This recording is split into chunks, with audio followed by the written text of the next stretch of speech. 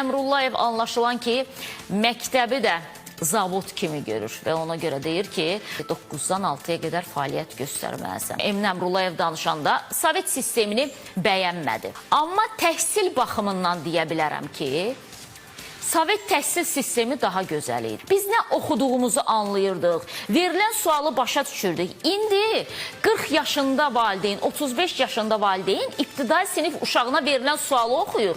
5 dəfə oxuyur, anlamır ki, ibtidai sinif uşağından nə soruşmaq istəyirlər burada. Və bugün siz bu təhsil metodunu önə çəkirsiniz. Kurikulum sistemi ölkədə tətbiq olunandan sonra bizim təhsil sistemimizin bərbad dönəmi başladı. İbtidai sinif uşağının çantasını qaldıra bilmirsən. İbtidai sinif uşağı oturduğu yerdə yatan birisidir. Deyirsən ki, mama qurban, anan qurban sənə.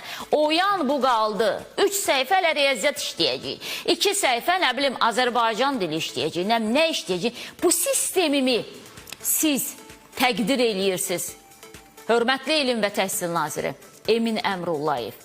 Günortaya qədər dərs deyib, günortadan sonra evə gedən müəllimə deyirsiniz ki, xeyr müəllim 6-ya qədər işləməlidir. Bununla mı təhsilin keyfiyyətini qaldırmaq istəyirsinizsə, bu təhsilin keyfiyyətinin qalxmasına xidmət göstərmir. Əksinə, onsuz da bərbad olan təhsilin bir qədər də bərbadlaşmasına xidmət göstərəcək. Bugün məktəblərdə açıq bazardırsa, valideyn qruplarına səslər ancaq filan qədər filan kəsə yığaq, filan qədər filan kəsə yığaq. Məktəbin təmiri belə getdi, sanitar qovşağı belə getdi, nə bilim, sinifimizə filan şey almalıyıq mövzusunda davam eləyirsə, bu o deməkdir ki, təhsil çöküş vəziyyətindədir. 11 il ayaq döyür də uşaq məktəbə. Təhsili elə eləyin ki, bu uşaq elə məktəbdə oxuduğu ilə kifayətlənə bilsin də. Bizim təhsilimiz hər gün bir qədər də bərbad olur.